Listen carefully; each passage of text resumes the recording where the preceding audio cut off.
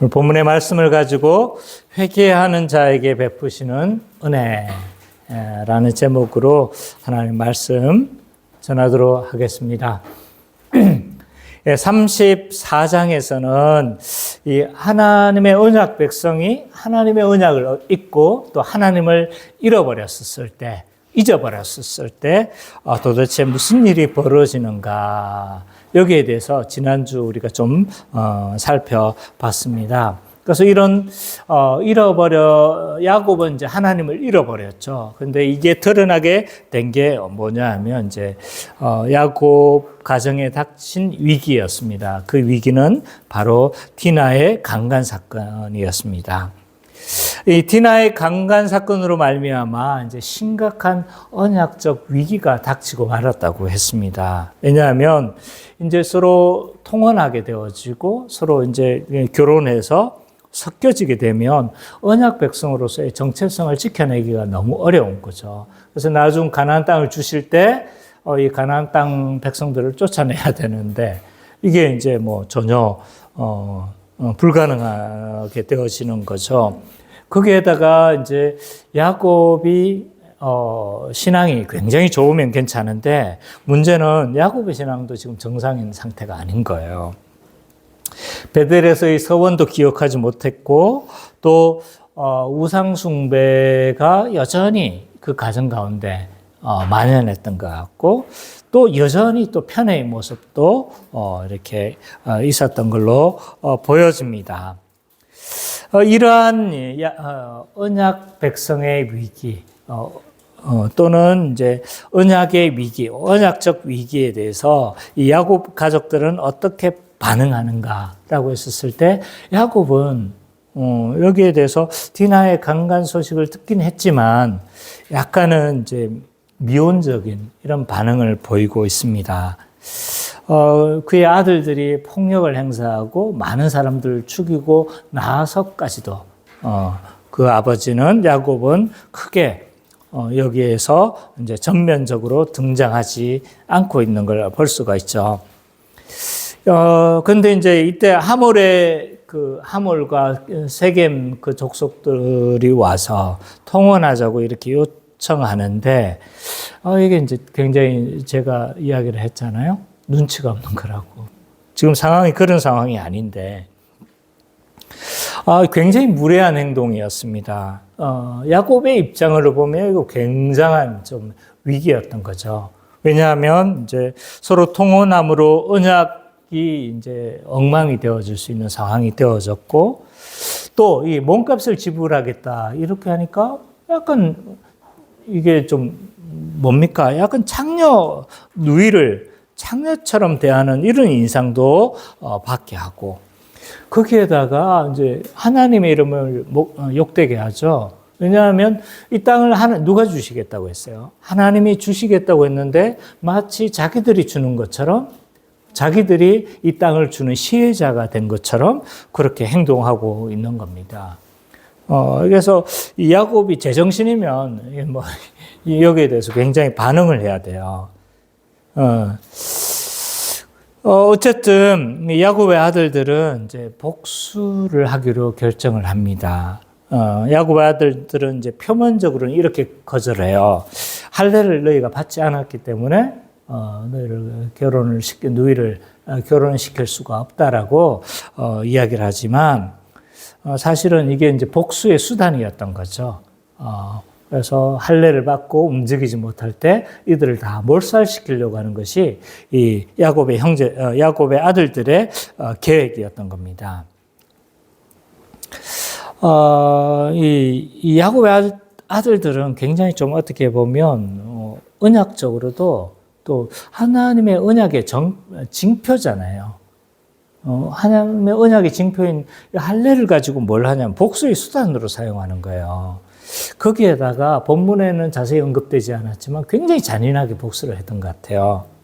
그래서 뭐 사람들을 다 죽였을 뿐만 아니라 이게 장난으로 그 49장 우리 개역 성경에는 분명하게 안 드러나 있어요. 근데 다른 번역본을 봐보면요, 장난으로 소의 힘줄을 끊었으며라고 되어져 있어요. 원문의 뉘앙스가 그렇게 되어져 있거든요. 그래서 그렇게 번역되어졌는데 굉장히 이제 잔인하게 했을 뿐만 아니라 또 지나치게 이렇게 복수했다는 것을 알 수가 있습니다. 그래서 굉장히 아들들은 언약 백성답지가 않은 거예요. 언약의 백성인데 그 자기들의 언약의 징표를 가지고 복수의 수단으로 사용하고 지나치게 복수하고, 복수는 하나님의 것이잖아요. 그죠? 근데 지나치게 복수를 하고 이랬던 거죠. 근데 야곱도 마찬가지인 거예요. 야곱도 여기에 대해서 막 자식들을 비난을 하는데 이 비난이 뭔 거예요? 복수를 받을 것에 대한 비난인 거예요. 비난을 하면 자기 자녀에 대해서 야단을 치면 뭐에 대해서 야단을 쳐야 되는 거예요? 지금 하나님의 언약의 징표를 오용한 거, 내가 그렇게 하면 되냐? 하나님의 언약의 징표인 할례를 가지고 복수의 수단으로 사용하면 되니?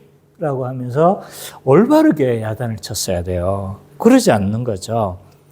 또 약속을, 언약을 해놓고도 언약을 안 지켰잖아요. 이런 것들이 잘못되어진 것들이거든요. 근데 이런 잘못된 것에 대해서는 야단치지 않고 저 사람들 복수하면 너 어떡할 거냐? 이런 식인 거예요. 그러니까 이제 야곱도 제정신이 아니다. 다 어떤 상태다? 하나님을 잊어버린 상태다. 라고 했습니다. 그래서 하나님의 언약 백성이 하나님을 잊어버리면 어떻게 된다고 했어요? 세속적 방식으로 살게 되어지고 세상에 뭘 내는 거예요? 악취를 내게 마련인 거죠. 이것이 지난주에 이제 핵심 내용이었습니다. 기억이 나십니까? 돌이켜보니까 기억이 나죠? 네. 오늘은 이제 35장을 우리가 살펴보도록 하겠는데요. 하나님의 은혜로 이제 야곱은 돌이키게 되어집니다. 그래서 제가 찬양을 뭘로 불렀습니까? 회개 찬양으로. 둘 다, 앞뒤 둘 다 이제 회개 찬양으로 했는데, 이제 회개하고 언약 백성으로서의 자신의 정체성을 다시 회복하는 장면이 잘 나오고 있습니다. 1절과 먼저 8절까지만 좀 살펴보면, 야곱은요, 하나님을 기억하지 못했어요. 근데 하나님 그를 찾아가시는 거죠. 그리고 그를 깨우시는 거예요. 그를 깨우셔서 그의 믿음을 다시 좀 그에게 약속하셨던 것들을 다시 일깨우는 것을 볼 수가 있습니다. 1절과 8절을 우리 선배자매가 좀 읽어주세요.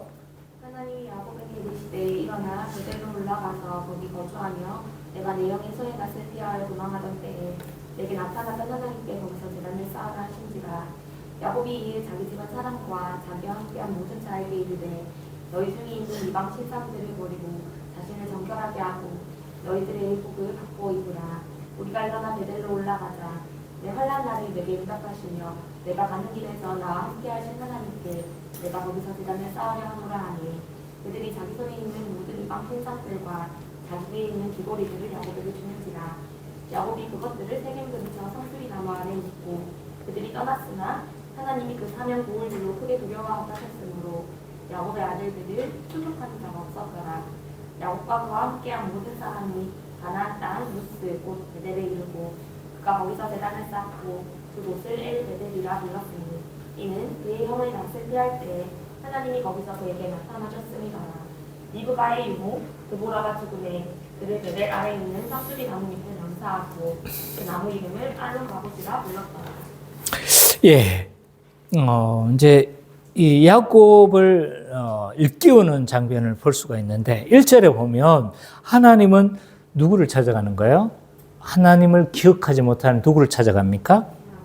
야곱을 찾아가서 베델을 기억하라고 이야기를 해요. 이 베델을 기억하는 건 언제인 것 같습니까? 28장에서 베델에서 있었던 이런 사건들과 또 뭐예요? 그때 네가 서원했던 걸 기억해라는 거예요. 한번 찾아볼까요? 28장 20절, 22절.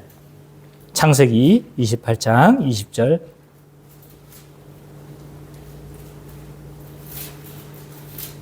창세기 28장 20절에서 22절.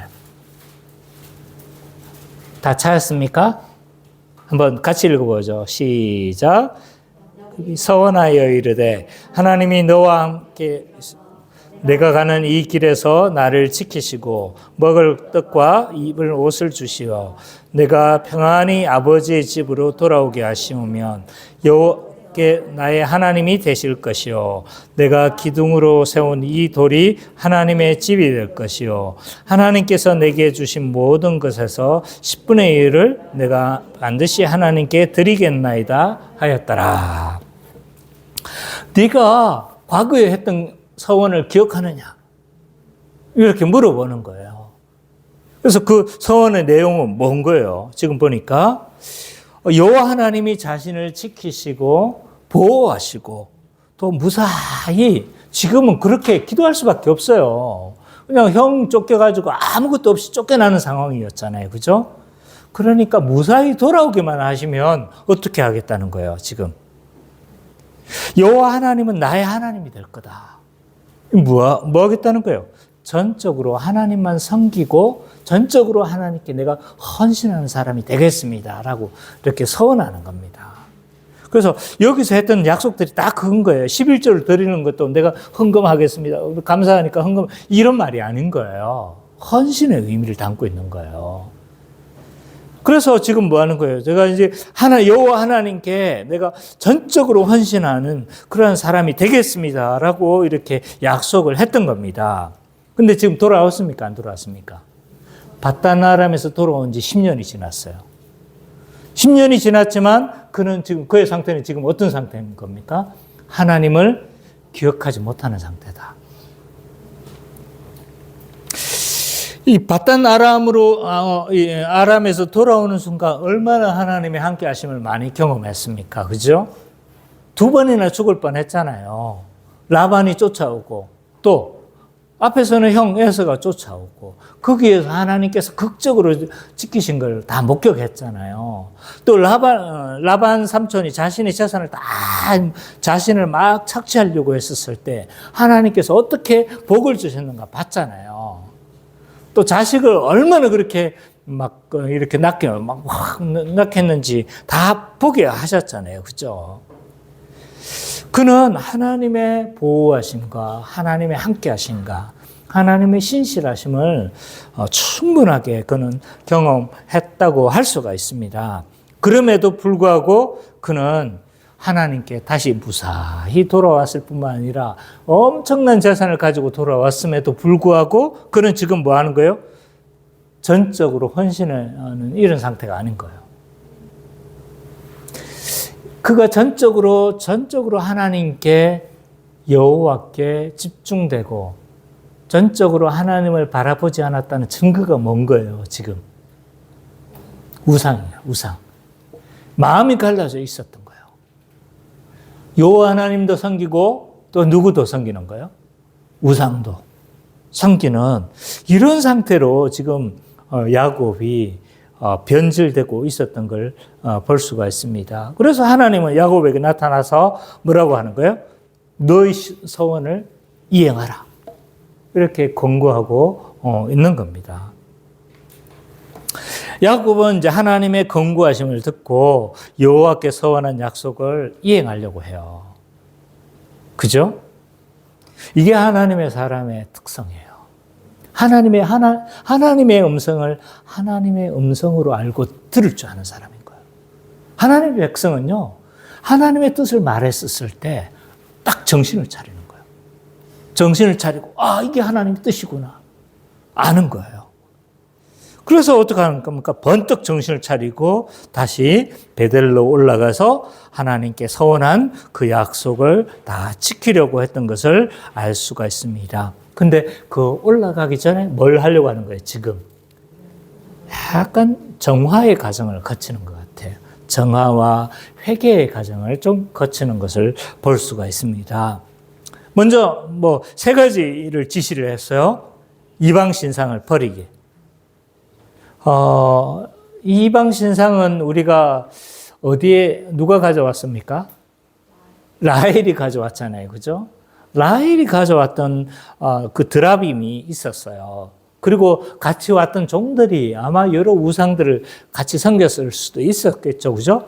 그래서 자신들 안에 있는 모든 우상들을 다 버리도록 그렇게 정결케 그렇게 만드는 걸 볼 수가 있습니다. 그리고 너희 자신을 정결하게 하라 이렇게 이야기를 해요. 몸과 마음을 동시에 정결하게 이렇게 아마 너희 마음을 새롭게 하라 이런 것으로 이해를 할 수가 있을 것 같습니다. 그리고 또 뭘 하래요? 의복을 바꿔 입어라. 이 의복은 이제 그 사람의 신분과 삶의 양태를 좀 보여주는 것이라고 할 수가 있어요. 그래서 우리도 이제 우리가 그리스도와 합하고 새 존재가 되었을 때 바울 사도는 그걸 어떻게 묘사를 하고 있습니까? 그리스도로 옷 입으라 이렇게 이야기를 하고 있죠, 그죠? 그러니까 이 의복을 갈아입으라는 건 뭘 지금 이야기를 하는 거예요? 지금까지 살아왔던 이런 현재의 삶의 양식을 어떻게 하라는 거예요? 다 버리라. 다 버리고 돌아서라. 이렇게 이야기, 옷만 갈아입으라는 말이 아니에요. 옷 갈아입고 가자 이 말 아닙니다. 그러니까 삶의 양식을 다 돌이키고 돌아서라는 거예요. 이렇게 이제 돌아섰어요. 그래서 정화의 과정을 거치고 돌아섰을 때 지금 지금 그걸 그 가나안 족속들에게 막 그걸 했잖아요. 해를 가했잖아요. 근데 이제 하나님이 조성한 공포가 있었던 것 같아요. 막 그 이방 사람들을 두렵게 한 거예요. 뭐 때문에 두려웠는지 모르겠지만 막 두려운 마음들을 하나님께서 주신 거예요. 그래서 아무도 이들을 추격하는 자가 없었다라고 그렇게 이야기를 하고 있습니다. 그리고 이제 베델로 가는 동안에 누가 죽냐면 드보라가 죽어요. 드보라가 누굽니까? 여자 사사죠? 아니요, 그냥 농담으로.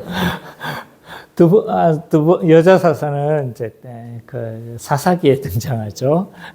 그냥 농담을 한 건데. 네. 드보라는 여기 보니까 누구냐면 잘 이렇게 드러나지가 않은 사람이에요.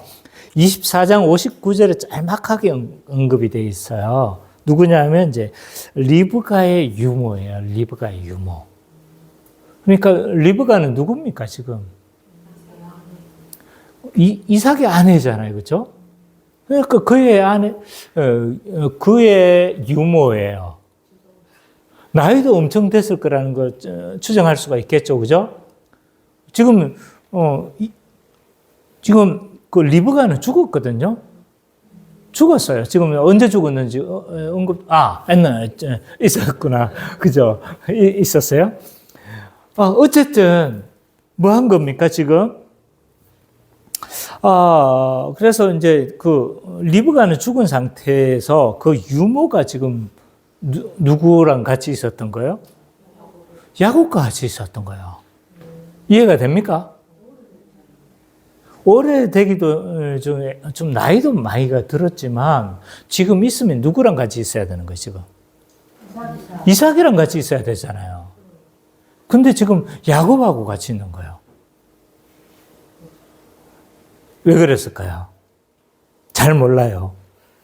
왜 같이 있었는가는, 왜 이렇게 야곱과 같이 동행하게 되었는지에 대해서는 정확하게 언급이 되어 있지 않습니다. 몇 가지 가능성을 추정해 보면, 리브가가 이제 야곱과 떨어져 있었을 때, 바다나람에서 떨어져 있었을 때,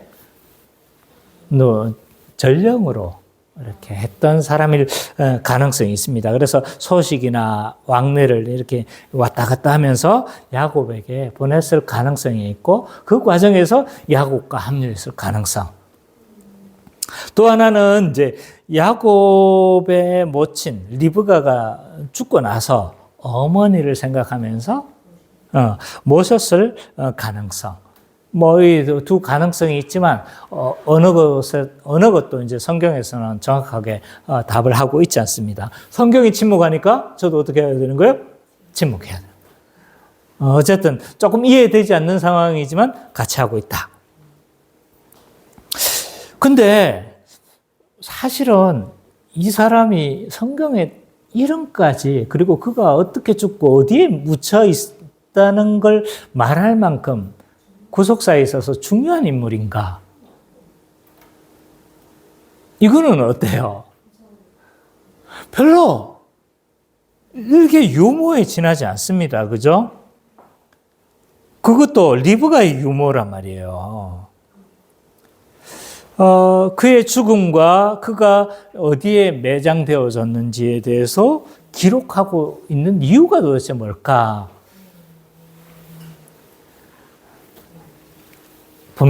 분명하지 않습니다. 근데, 이 창세기 35장을 보면요, 공통적인 특징이 하나가 있어요. 그게 뭐냐면, 지금 죽는 사람이 많아요. 한 장에. 몇 명이 죽어요? 3명이 죽어요. 그죠? 이삭, 라헬, 리브가, 두보라, 그죠? 리브가의 유모 두보라. 그래서 보통 이런 죽음을 기록했었을 때 곧 뭘 의미합니까? 다음 세대로, 세대가 전환되어진다는 것들을 보여주려고 하는 목적 가운데 하나가 아닐까. 실제로 이 2장 이후로 야곱은 이제 뒤편으로 물러납니다. 그리고 누가 중심인물로 등장합니까? 요셉이 등장인물로 등장하게 되어집니다.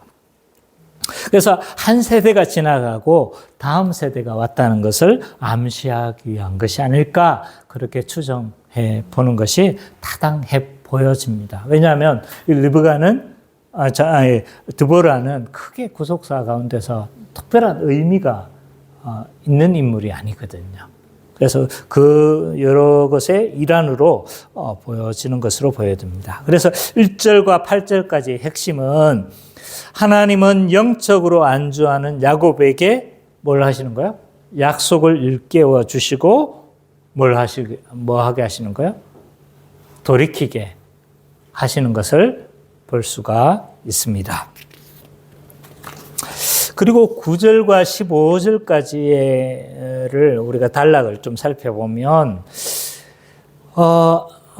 이 하나님은 아브라함에게 약속한 그 언약을 다시 누구에게 갱신해 줍니까? 야곱에게 갱신하죠. 또 이건 아브라함에게 했던 약속이기도 하고, 또 누구에게 했던 약속이기도 합니까? 이삭에게도 한 약속이기도 하고, 일전에 또 야곱에게 언제요? 베델에서 한 약속과 또 공통적인 거예요. 그래서 거의 유사합니다.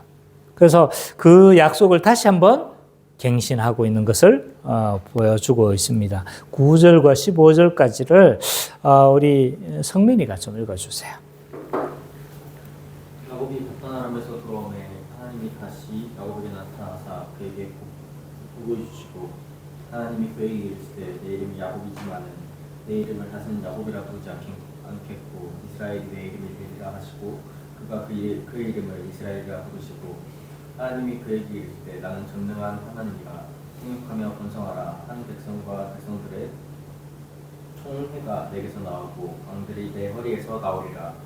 내가 아브라함과 이삭에게 준 땅을 내게 주고 내가 내 후손에게도 그 땅을 주리라 하시고 하나님이 그와 말씀하시던 곳에서 그를 떠나 올라가시는지라.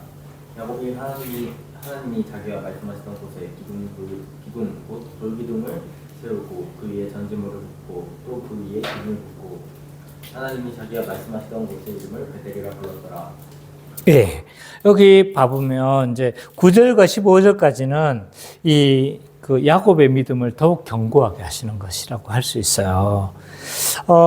하나님은 야곱이 베델로 올라왔었을 때 야곱과 하나님과의 관계를 어떻게 하시는 거예요? 회복하는 것을 볼 수가 있습니다. 그리고 또 이 야곱과 하나님과의 관계가 회복되어졌다는 것들을 암시해 주는 것이 너무 많아요. 본문에 보면요. 첫 번째로 야곱이 바다나람에서 돌아왔다고 표현해요. 바다나람에서 돌아온 지가 언제예요, 지금?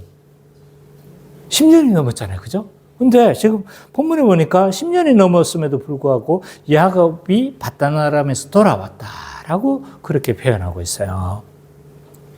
그리고 그에게 복을 주셨다. 복을 주신다는 그건 뭐예요? 통치하신다는 거잖아요, 그죠? 그래서 복을 주셨다 이런 표현들. 그리고 그의 이름을 다시 야곱이라고 하지 않고 뭐라고 하는 거예요? 이스라엘이라고 이야기를 하는 거예요. 이스라엘 이름 뜻이 뭐라고 했습니까? 하나님이 통치하시고 함께 하신다. 뭐 이런 의미를 가지고 있잖아요. 그죠? 다 지금 뭐예요? 하나님과의 관계가 회복되었음을 드러내는 거죠. 그죠? 그리고 꿈에서 베델에서 하셨던 그 언약의 내용들을 다시 어떻게 하는 거예요? 다시 한번 확인해 주는 거예요. 그죠? 이런 내용들이 다 모은 거예요, 지금. 다 회복되어졌다는 것들을 다 암시해 주고 있습니다. 그리고 여기에 대해서 야곱의 반응도 다 이제, 이 회복되었음을 다 보여주고 있어요. 먼저 기둥을 쌓고 전제물을 붓고 그곳의 이름을 베델이라. 이렇게 합니다. 자, 돌기둥 옛날에 자기가 쌓았잖아요. 다시 쌓는 건 뭐 하는 거예요? 지금 그 자리에. 다시 뭐 하겠다는 거예요? 헌신하겠다는 거잖아요. 그 다음에 전제를 드렸어요. 전제가 뭡니까? 제사의 종류가 5가지. 제사의 방식이 몇 가지? 4가지. 그럼 이건 전제는 뭐예요? 종류예요? 방식이에요? 방식이죠. 그래서 5가지가 이제 번제, 소제, 아니요. 요새는 그 다음에 이제 속제제, 속건제, 화목제, 이 5가지가 이제 5가지의 종류잖아요. 그건 4가지의 방식이 있어요. 거제, 전제, 또, 요제, 흔드는 거. 그죠? 그 다음에 화제, 태우는 거. 이 4가지 방식의 제사가 있는 거죠. 전제는 뭐예요, 그러면? 그렇죠. 독주를 붓는 거예요, 독주를. 그래서, 바울이 이 전제를 언급했죠. 내가 전제로 드려진다 할지라도. 그렇게 이야기하고 있죠. 그죠? 그 말은 뭐예요? 이 전제는 전적인 헌신을 의미합니다. 그래서 뭐 하는 거예요, 지금? 그래서 이 전제를 드리는 건 지금 뭘 하는 겁니까, 지금? 내가 하나님께 다시 헌신하겠습니다. 지금 각오를 다지는 거예요. 그러니까 뭘 봐도 지금 다 이 관계가 회복되어졌다는 걸 알 수가 있겠죠. 그죠? 그래서 9절과 15절에서는 하나님은 야곱에게 다시 약속을 환기시키고 이 야곱의 믿음을 더욱 뭐하게 하셨다는 거예요? 견고하게 하셨다라는 것을 볼 수가 있습니다. 16절부터 지금까지는 어땠어요? 야곱이 막 다 회개하고 돌이키고 그 믿음을 다시 막 완전히 그래서 야곱도 지금 어떻게 하는 거예요? 자기도 헌신하겠다고 하면서 막 전제를 하고 막 다시 이렇게 이게 뭐예요? 기둥을 쌓고 뭐 이렇게 했잖아요. 근데 16절과 29절을 보면요. 야곱의 신앙이 회복되었음에도 불구하고 여러 어려움이 닥쳐오는 걸 볼 수가 있어요. 그게 16절과 29절에 이제 드러나고 있죠. 누가 읽어주시겠습니까? 예지자매가 좀 읽어줄래요? 그들이 베델에서 길을 떠나 에브라스에 이르기까지 얼마나 거리를 둔 곳에서 라헬이 해산하게 되어 심히 고생하여 그가 난사할 즈음에 산파가 그에게 이르되 부러워하지 말라 지금 네가 또 등남하느니라 하매 그가 죽게 되어 그의 품이 떠나려 할 때에 아들의 이름을 베논이라 불렀으나 그의 아버지는 그를 베냐민이라 불렀더라. 라헬의 죽음에 에브라 곧 베들레헴 길에 장사되었고 야곱이 라헬의 묘의 길을 세웠더니 지금까지 라헬 묘비라 일컫더라. 이스라엘이 다시 길을 떠나 엘을 망대를 지나 장막을 쳤더라. 이스라엘이 그 땅에 거주할 때에 르우벤이 가서 그 아버지의 첫 빌하와 동침하며 이스라엘의 일을 들었더라. 야곱의 아들은 12이라. 레아의 아들들은 야곱의 장자 르우벤과 그 다음 시므온과 레이와 유다와 이사갈과 스불론이요. 라헬의 아들들은 요셉과 베냐민이며 라헬의 여종 디라의 아들들은 단과 납달리요. 레아의 여종 실바의 아들들은 갓과 아셀이니 이들은 야곱의 아들들이요 바다나람에서 그에게 낳은 자더라. 야곱이 기랏 아르바의 마우레로 가서 그의 아버지 이삭에게 이르렀으니 기랏 아르바는 곧 아브라함과 이삭이 거류하던 헤브론이더라. 이삭이 나이가 180세라. 이삭이 나이가 많고 늙어 기운이 강하여 죽어 자기 일조에게로 돌아가니 그의 아들 에서와 야곱이 그를 장사했더라. 네. 야곱이 이제 신앙이 회복되어지고 야곱이 여러 가지로 헌신을 다짐하고 정말 이렇게 깨어나고 하나님 보시기에 정말 이렇게 각성을 했잖아요. 그러면 하나님이 막 축복을 해 주셔야 되는데 지금 봐보면 연달아 막 이 어려운 일들이 닥쳐오는 것을 볼 수가 있습니다. 가장 먼저 닥쳐오는 어려움이 뭡니까? 첫 번째 어려움은 사랑하는 아내 라헬의 죽음이에요. 그 중에서 가장 아끼던 아내의 죽음이에요. 야곱이 아마 베델에서 길을 떠나 에브랏에 이르렀다고 이야기를 해요. 아마 그 근처로 이동하려고 했던 것 같아요. 근데 라헬이 지금 뭘 하고 있습니까? 심한 산통을 지금 겪고 있었습니다. 근데 이제, 이 산파가 옆에서 막, 이 라헬이 죽지 않도록 격려를 하고 있어요. 그 산파가 뭘 이야기를 합니까? 등남한 아들이라고 이야기를 한 거예요. 지금 이 라헬의 가장 소망이 뭐예요, 지금? 지금 아들 한 명이 있긴 하지만, 더 달라고 그렇게 막, 그렇게 했었잖아요. 그죠? 지난번에 막 경쟁했었을 때 더 달라고 했잖아요. 근데 지금까지 못 낳고 있다가 지금 뭐 하는 거예요, 지금? 지금 임신한 거예요. 그러니까 산파가 이걸 알았던 것 같아요.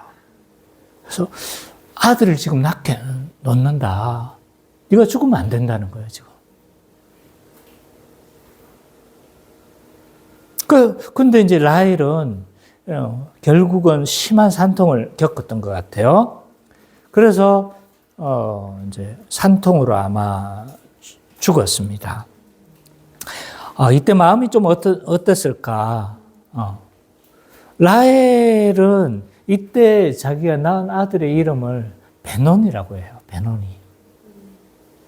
예, 이 뜻이 이제 슬픔의 아들, 고통 속의 아들 이런 거예요. 자기 자식의 이름을 지금 생각하면 얼마나 억울하고 이랬으면 그죠? 한이 맺힌 거예요, 지금. 한이 맺혀서 지금 자기 자식의 이름을 뭐라고 합니까? 고통 속의 아들, 슬픔의 아들, 베노니라고 하는 거예요. 근데 차마 이 이름을 지을 수가 없었어요. 그래서 누가 바꿉니까? 야곱이 그 이름을 바꿔요, 약간. 거기에다가 조금, 좀 더 추가를 하는 거죠. 약간 바꿔요. 그래서, 베노니가 아니고 베냐민으로 한 거예요. 우리가 잘 아는 그 베냐민입니다. 이 베냐민은 이제 행운의 아들, 또는 오른손의 아들, 이런 의미를 가지고 있습니다. 그래서 사랑하는 아내를 결국은 잃어버리게 된 거죠. 그래서 이런 어려움들이 있었어요. 그렇지만 또 어떻게 하시는 거예요? 하나님이. 결국 베냐민의 탄생으로 뭐가 형성이 되는 거예요? 12지파가 지금 형성되어지고 갑자기 그 밑에 12지파의 이름을 다 언급하고 있는 거예요. 지금.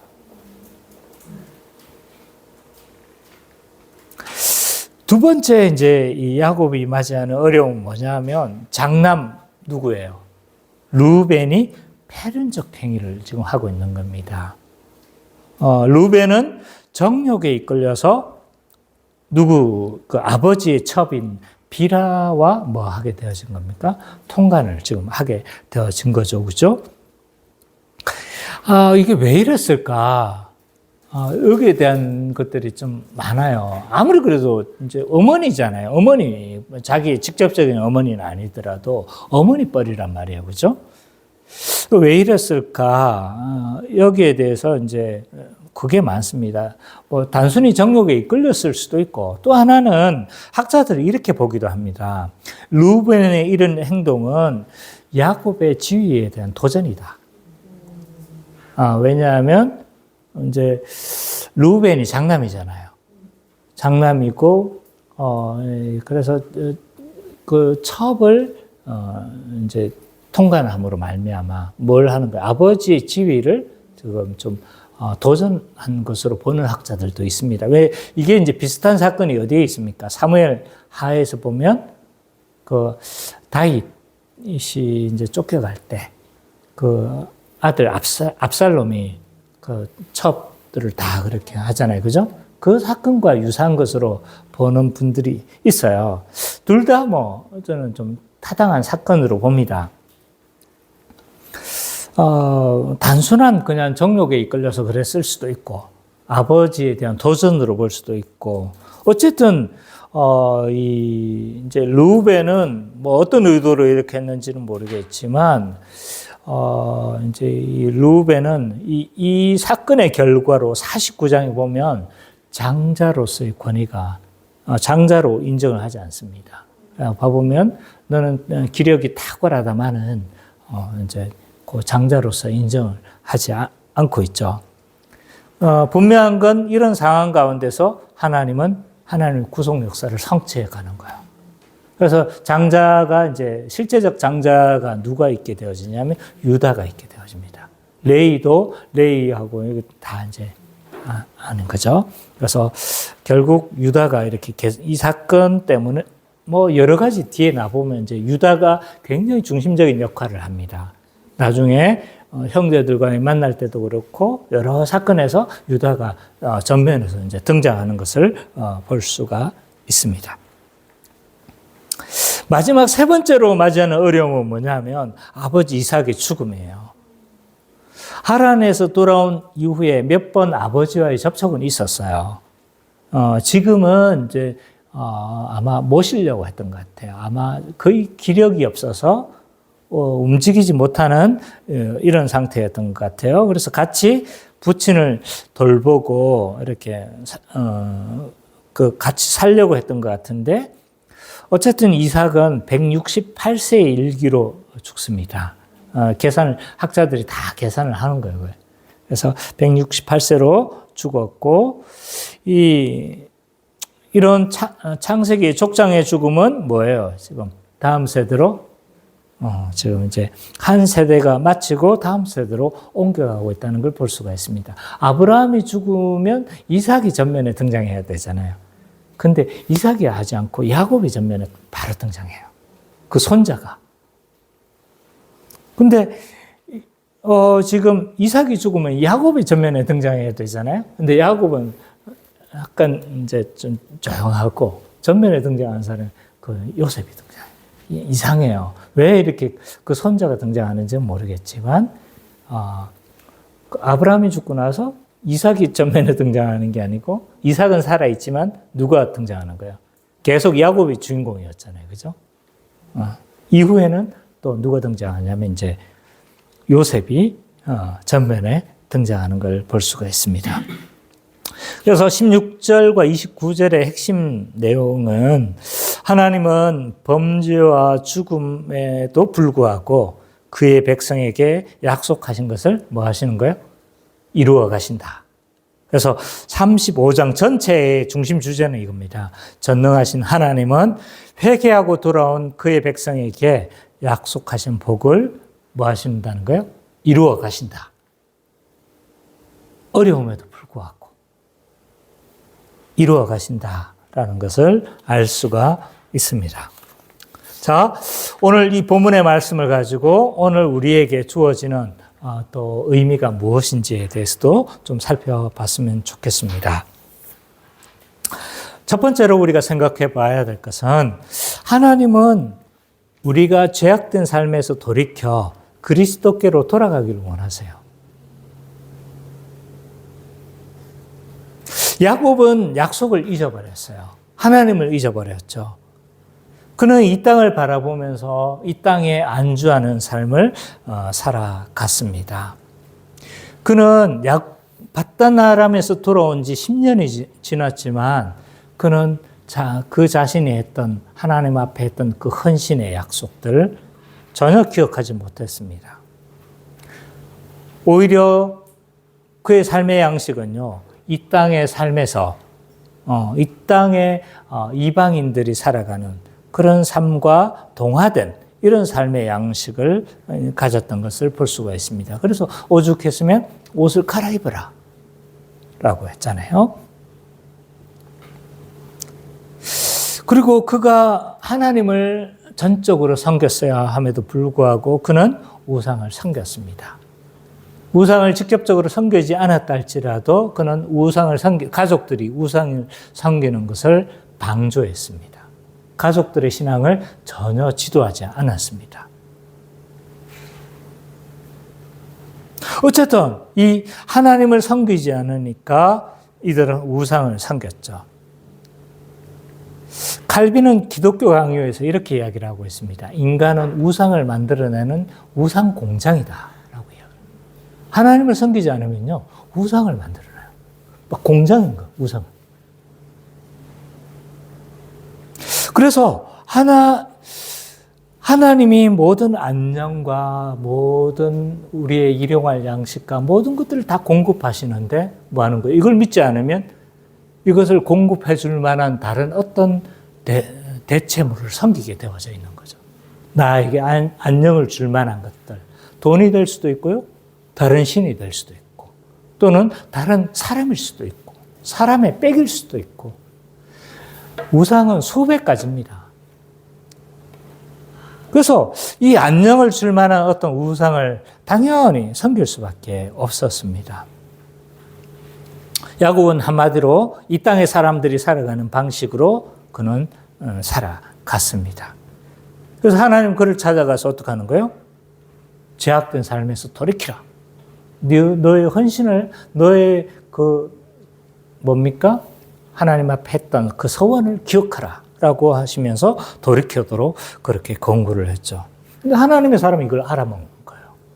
내가 하나님과 멀어졌구나. 내가 하나님을 기억하지 못했구나. 신자의 삶도요, 그리스도께 돌이키는 삶을 살아가는 것이 굉장히 중요합니다. 그래서 날마다 우리는 돌이키며 살아가야 돼요. 이것을 가리켜서 삶의 회개라고 해요. 결정적 회개와 삶의 회개가 있어요. 결정적 회개는 뭐예요? 완전히 우상을 섬기던 것에서 뭐 하는 거예요? 그리스도께로 완전히 돌아가는 것.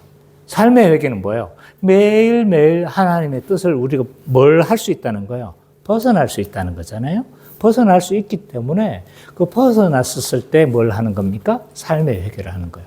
다시 하나님께 튜닝하는 거예요. 하나님과 내가 맞춰져 있는가. 다시 돌아가는 것이 뭐 하는 거예요? 튜닝하는 작업이 회개라고 할 수가 있습니다. 이 회개는요, 세 가지 요소를 가지고 있어요. 지성과 감정과 의지를 동반하는 것이 회개의 진정한 회개입니다. 그래서 지식적인 요소가 있어요. 아, 내가 잘못됐구나. 내가 하나님의 길에서 벗어났구나. 깨닫는 거예요. 아, 내가 이래 하나님 앞에서 이렇게 벗어나 있구나. 내가 지금 세상적 욕망으로 지금 살아가려고 하는 거구나. 라는 거 깨닫는 거예요. 이것이 지식적인 회개예요. 근데 여기 머물면 안 되죠. 그죠? 진정으로 지식적으로 회개를 했다라면 감정은 반드시 따라오게 돼 있어요. 뭘 하는 겁니까? 애통하는 거죠. 잘못 살아왔던 것에 대해서 뉘우치는 거예요. 내 마음대로 살아갔던 것에 대해서 슬퍼하고 애통하는 것이. 이게 이제 감정적인 회개인 거예요.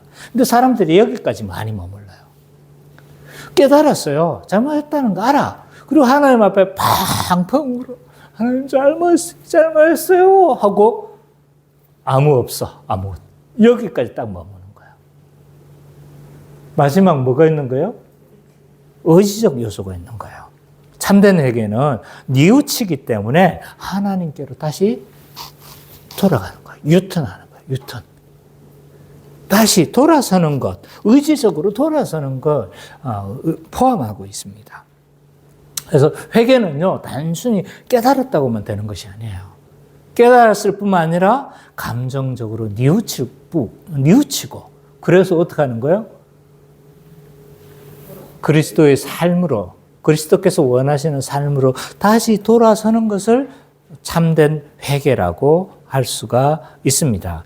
이런 것을 잘 보여주고 있는, 이 온전하게 회개한 모습을 잘 보여주고 있는 성경의 인물이 누구냐면 삭개오예요. 삭개오. 삭개오는 어떠했습니까?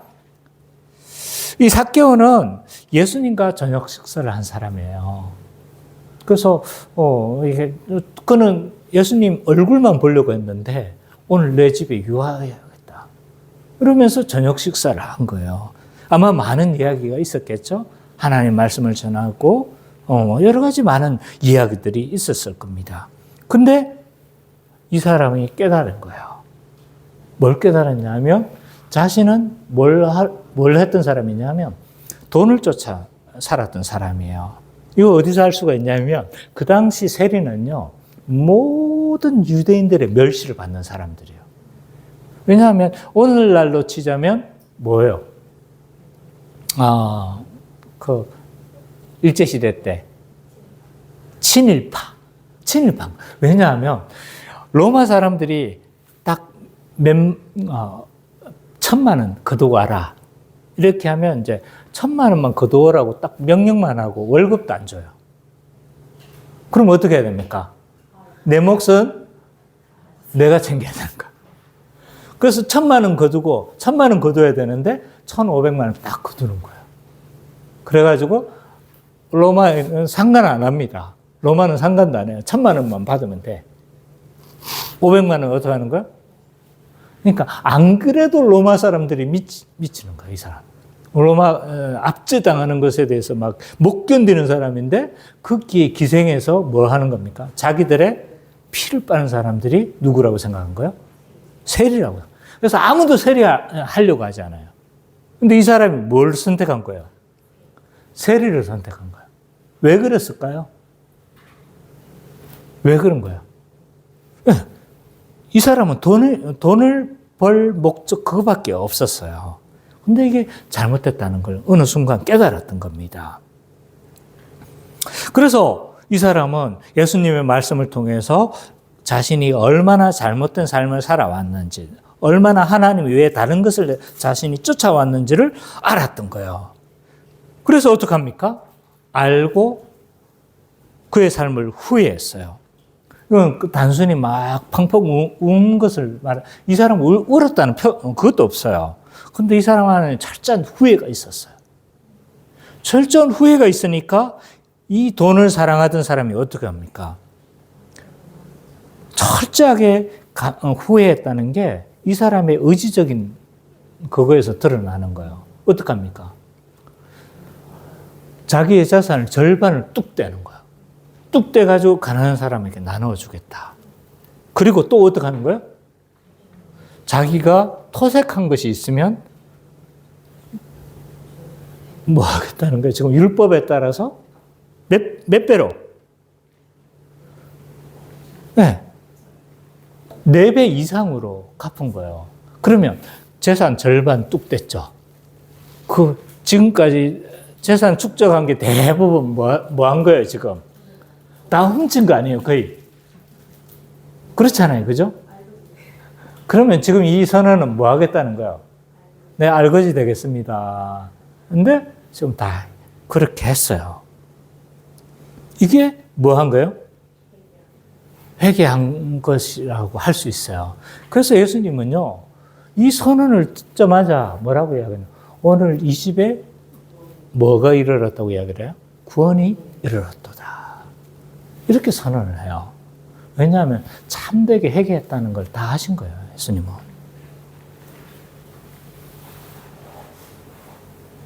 그래서 우리의 회개는 이런 지식과 감정과 의지를 동반한 회개라고 할 수가 있어요.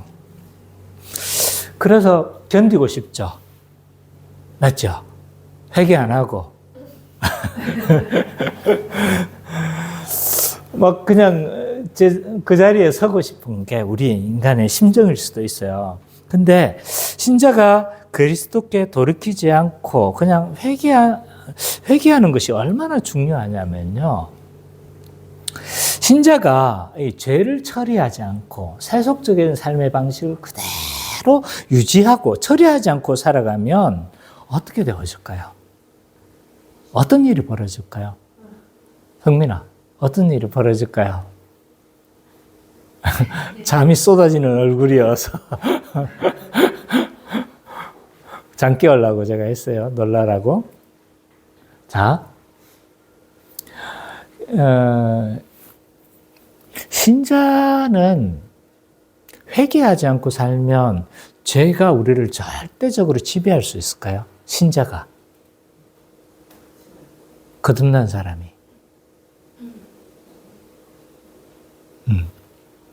죄가 있잖아요. 진정으로 이 사람이 거듭난 사람이면 죄가 있다 할지라도 죄가 우리를 절대적으로 지배할 수는 없어요.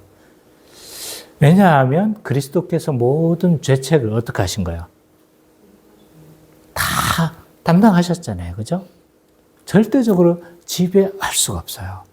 그럼 마음대로 죄 짓고 그대로 있어도 되겠네요? 맞아요. 죄가 우리를 절대적으로 지배할 수는 없어요. 근데 이런 표현이 적당할지 모르겠지만 죄가 우리를 상대적으로 지배합니다. 그래서 어떤 일이 벌어지냐면 죄를 처리하지 않으면 죄의 오염이 여전히 남아있기 때문에 이 오염이 있잖아요. 우리 전인격을 지배하려고 해요. 그래서 계속적으로 방치하게 되면 불신자와 거의 방불한 삶을 살게 되어져요. 그래서 죄가 상대적으로 지배하니까요, 성령의 역사가 약화가 됩니다. 성령의 역사가 뭐예요? 성령의 열매가 뭐예요? 사랑과 희락과 화평과 오래 참음과 자비와 양선, 이런 것들이 약화되는 거죠. 사랑하지 않는 거예요. 이웃을 돌보지가 않아요. 또 어떻게 하는 거야? 내 안에 희락이 없어지는 거예요. 그렇죠. 죄 짓고 나면 경험적으로 다 해봤잖아요. 안 해봤어요? 나만 해본 겁니까?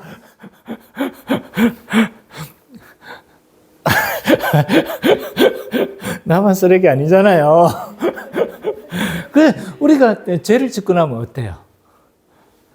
희락을 다 잃어버리잖아요. 그죠? 화평도 잃어버려요. 하나님과의 화평도 잃어버리고 성도 간의 화평 다 잃어버리고 다 깨지는 거예요. 그래서 어떻게 되어집니까? 죄의 오염이 남아 있으니까 이 성령의 역사가 약화되어지고 열매도 없어지고 사랑도 없어지는 거예요. 그럼 이걸로 끝날까요? 죄가 여전히 상대적으로 지배하면서 하나님의 뜻을 흐리게 만들어요. 왜? 지성을 타격하는 거죠. 지성을 타격하고 마음의 욕망이 어떻게 되어질까요? 강화가 되어집니다. 점점. 그럼 마음의 욕망이 강하면 뭐 하는 거예요? 자신의 욕망대로 살아가는 거예요. 롯이 그 욕망을 보고 막 어떡한 거예요? 그쪽으로 옮겨갔던 것처럼 우리도 그 욕망을 보면서 그 욕망대로 살아가려고 하는 거죠. 그래서 우리의 신앙의 선배들은 특히 존 오웬이라는 사람은 뭐라고 이야기를 했냐면 죄를 죽이라 라고 이야기를 해요. 죄를. 우리의 여전히 남아있는 죄의 절대적인 지배는 아니지만 여전히 남아있는 죄를 어떻게 하는 거예요? 죄를 우리는 죽이면서 살아가야 되는 거예요. 죄를 어떻게 죽이는 거예요? 은혜의 수단으로 죽이는 거죠. 은혜의 수단으로. 은혜의 수단들이 뭡니까? 말씀, 기도. 이게 핵심적인 거죠. 성례. 이런 것들을 통해서 어떻게 하는 겁니까? 계속적으로 활성화시키는 거예요. 그래서 죄 죽음을 하는 거예요. 우리가.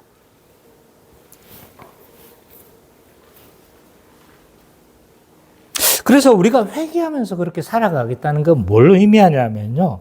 계속적으로 칭의의 은혜 가운데 머물겠다는 거예요. 또 다른 말로 말하면 회개하면서 살아가겠다는 건요. 계속적으로 내가 뭐 하겠다는 거예요? 성령 충만해 있는 상태로 살아가겠다는 거예요. 예수 믿는 순간 우리는 성령의 충만함을 받았죠. 그죠? 근데 이걸 우리가 관리하지 않으면 이 충만함이 약화가 되어지겠죠. 그죠? 그래서 계속적으로 회개하겠다는 건 뭐냐면 내가 늘 하나님과 화평의 관계를 계속적으로 유지하며 살아가겠다는 거예요. 회개하지 않으려고 하는 심령은 어떻게 한 거예요? 굉장히 고약한 거예요, 이거. 하나님 앞에서 굉장히 고약한 거고, 그래서 우리가 잘못한 것이 있으면 어떻게 돼요? 순간 잘못했다 할지라도 다시 회개로 말미암아 우리의 상태들을 계속적으로 회복해야 돼요. 그리고 죄를 짓지 않으려면 계속 은혜의 수단들을 사용하는 거죠. 두 번째로 우리가 하나님께 돌아서는 것, 회개하는 것이 반드시 형통하게 되는 것을 의미하지는 않습니다. 이건 오늘날 우리에게도 동일합니다. 야곱은 그의 삶을 돌이켜서 어떻게 했냐면 우상을 다 버렸어요. 그리고 가족들에게 다 어쩌면 정화의 과정을 거쳤죠. 그래서 하나님께 이 베델로 올라가서 다시 내가 하나님께 헌신하겠습니다. 내가 다시 하나님만 섬기겠습니다. 라고 전제를 붓고 뭐 이렇게 했단 말이에요. 근데 그 이후의 삶이 어떻게 됐습니까? 사랑하는 아내가 죽었잖아요. 누구보다도 사랑하는 사람이 누구였어요? 라헬이었잖아요. 지금까지 모든 삶에 보면요, 얼마나 라헬을 사랑했는지 아시겠죠? 오죽했으면 그 죽음의 위기의 순간에서도 누구를? 네, 제일 마지막에 소개를 해가지고 그냥 이게 누구를 제일 사랑한다는 걸 막 드러내는 거예요. 라헬을 제일 사랑한다는 걸 드러내는 거예요. 한순간도 이 야곱은 누구에 대한 사랑을 거둔 적이 없어요? 라헬에 대한 사랑을 거둔 적이 없어요. 이런 라헬의 죽음은요, 야곱에게 굉장히 충격을 줬을 거예요. 큰아들 루벤이 자기 첩이었지만 자기 첩과 통관하는 걸 지켜봐야 됐어요. 이게 뭐 아버지의 보통 마음이겠어요, 그죠? 완전히 뭐 어떤 거예요? 그것이 뭐 아버지에 대한 권위에 대한 도전이든 무엇이든 얼마나 이 야곱의 입장에서는 얼마나 아픈 것이었겠습니까, 그죠? 이때 아무 말도 하지 않은 것처럼 보여져요. 근데 뒤에 가보면요, 이 사건 야곱이 다 기억하고 있다니까요. 49장 봐보세요. 나중에 기도한 거 봐보면요, 다 반영을 해요, 이거. 다 반영을 해가지고 예언적 기도를 하는 거예요. 네가 기력이 탁월하다마는 나중에 그 장자로 인정하지 않는 게 이제 딱 드러나거든요. 이런 것들이. 그리고 아버지 이삭도 죽음을 목격해야 됐잖아요. 아버지가 뭐 160 몇 살로 죽었으니까 우리말로 치자면 호상이긴 호상이에요. 그래도 언약의 계승자였잖아요. 그죠? 믿음의 거목이 죽는다는 건 많은 영적 손실을 의미합니다.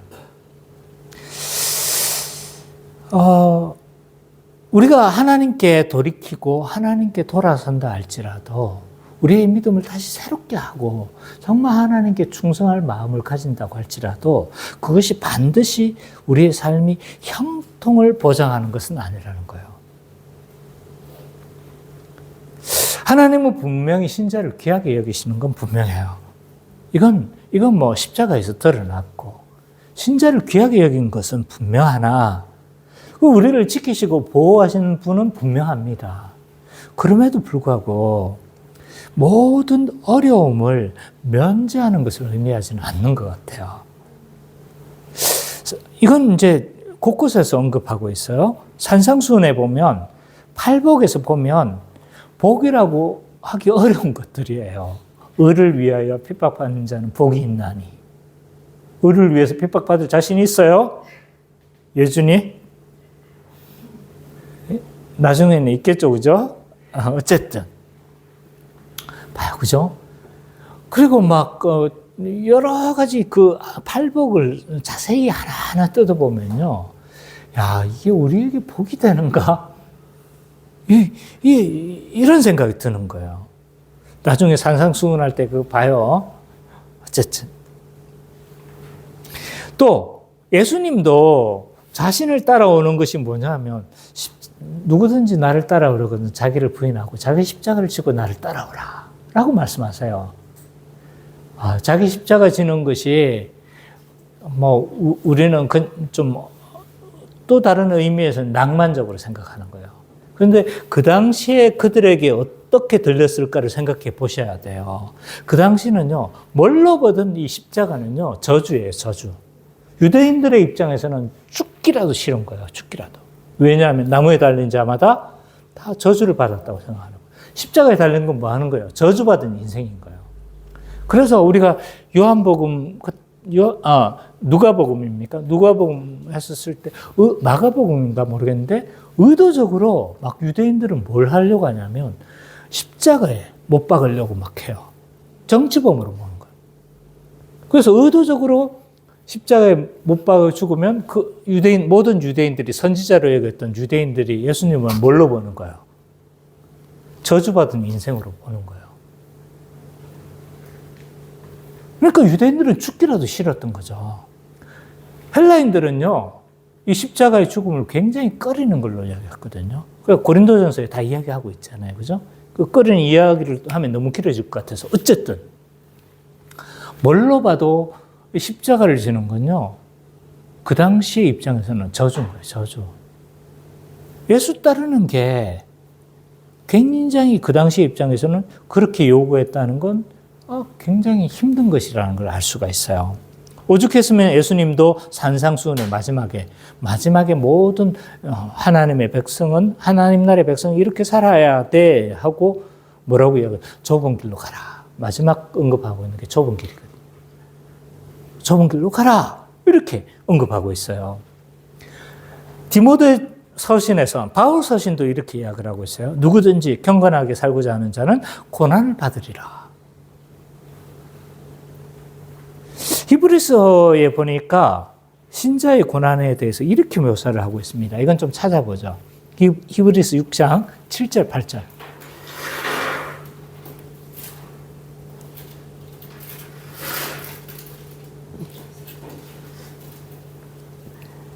6장 7절, 8절.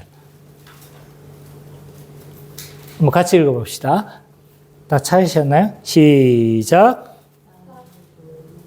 땅이 그 위에 비를 흡수하여 박하는 자들이 쓰기에 합당한 채소를 내면 하나님께 복을 받고, 만일 가시와 은건키를 내면 버림을 당하고 저주함에 가까워 그 마지막은 불사름이 되리라.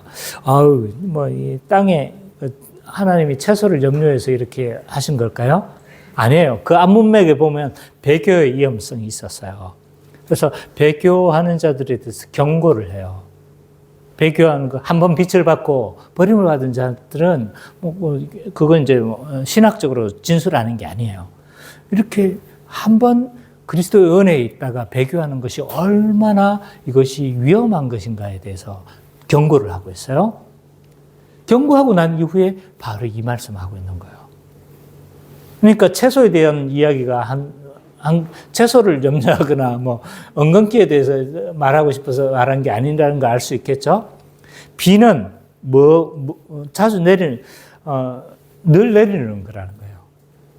근데 거기서 같이 비를 흡수했는데 어떤 거는 밭가는 자들을 쓰기에 합당한 채소를 내는 게 있고, 같은 비를 맞고 어떤 사람은 뭘 내리는 거, 뭘 내는 사람도 있대요. 가시와 엉겅퀴를 내는 사람도 있다는 거예요. 그러니까 그래서 이게 뭐라는 거예요? 신자는요, 신자든 불신자든 비는 항상 내리는 거예요. 여러 가지 어려움들은 늘 닥친다는 거예요. 근데 신자는 뭘 내는 사람인가요? 그 비를 힘입어서 뭘 내는 사람인가요? 채소를 내는 사람인가요? 근데 불신자는요, 그 비로 말미암아 가시와 엉겅퀴를 내고 버림을 당하는 거죠. 그래서 우리의 신자의 삶 가운데서 항상 이게 내가 하나님 뜻대로 산다고 해가지고 항상 우리의 삶이 평안함으로 보장되는 것은 아니라는 거죠. 비는 늘 내립니다. 이때 우리는 어떻게 반응해야 됩니까? 어떻게 반응해야 돼요? 비 올 때 어떻게 해야 돼요? 수가 없습니다. 꼭 참아야 되고. 수가 없어요, 수가. 인내로 끝까지 견디는 거예요, 인내로 끝까지 견디고,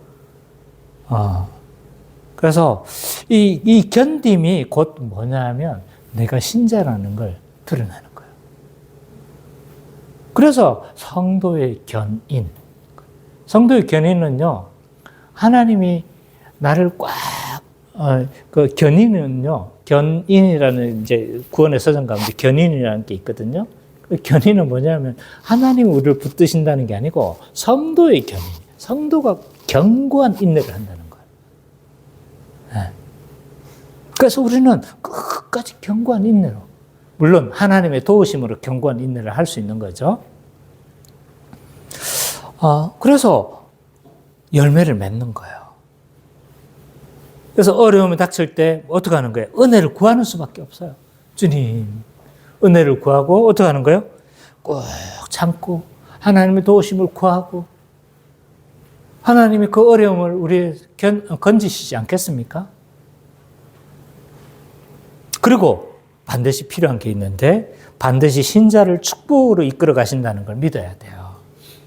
결국 그 어려움 가운데 하나님은 뭐 어떻게 하시는 거예요? 그 약속을 이루어 가시잖아요. 그렇죠? 이런 여러 가지 어려움, 야곱과 같은 어려움들이 우리 가운데 늘 있을 거예요. 야곱도 마찬가지였습니다. 계속 이런 어려움들이 있었지만 49장에 보면요. 48, 49장 봐보면 야곱이 영적 거목이 돼 있어요. 그 손자 둘이에게 막 기도를 하는데 앞에 누가 왔는지도 모를 정도로 눈이 어두워져 있어요. 시력이 어두워져 있어요. 보통 시력이 어두운 건 보통 성경에 보면 그 사람의 영적 상태도 어두워진 걸 의미하거든요. 근데 이 사람은 시력이 어두워졌는데 영적 상태가 어두워지지 않은 거예요. 그래서 어긋 맞춰서 기도를 해요. 어긋 맞춰서 기도를 하는데 아버지가 불편한 거예요. 왜? 장남하고 차남을 바꾸니까. 불편은 아버지 이거 바꾸셔야 됩니다. 근데 뭐라고 하냐면 아들아 나도 안다. 알고 하는 거예요. 그러니까 영적으로 눈은 어두웠지만 뭐가 뜨인 사람인 거예요? 영안이 열린 사람인 거예요. 영안이 열린 사람.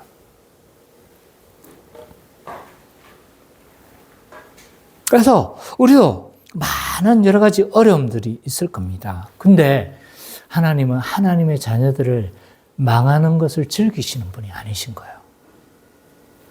그것을 믿어야 됩니다. 끝끝내 하나님은요, 우리를 이끌어 가실 거예요. 이끌어 가시고 그 완성된 그 나라, 또 완성된 완성된 그 복을 우리를 누리게 하실 것에 대한 믿음이 우리 가운데 있어야 돼요. 이 믿음이 우리에게 필요합니다. 아마 저는 야곱도 이런 믿음을 가지고 있었을 거라고 생각해요. 안 그랬으면, 에이, 내가 한번 해보려고 했는데, 하고 막 버렸을 거 아니에요. 그죠? 네. 끝끝내 견뎌내잖아요. 견뎌내고, 나중에 영적 거목이 되어졌던 것처럼, 늘 우리가 이런 삶을 살아갔으면 좋겠습니다. 그래서 늘 예수님 오시는 그날까지 우리 날마다 돌이킴이 필요해요. 날마다 회개하면서 우리 영적 상태를 하나님께 돌이키는 게 필요합니다. 그리고 닥쳐진 고난에 대해서도 우리는 어떻게 반응해야 되는 거예요? 믿음으로 반응해야 되는 거죠. 믿음으로 반응해서 정말 이 하나님이 주시는 은혜에 합당한 자로 그렇게 살아가시는 우리 기쁨의 교회 모든 성도님 되시기를 간절히 축원합니다.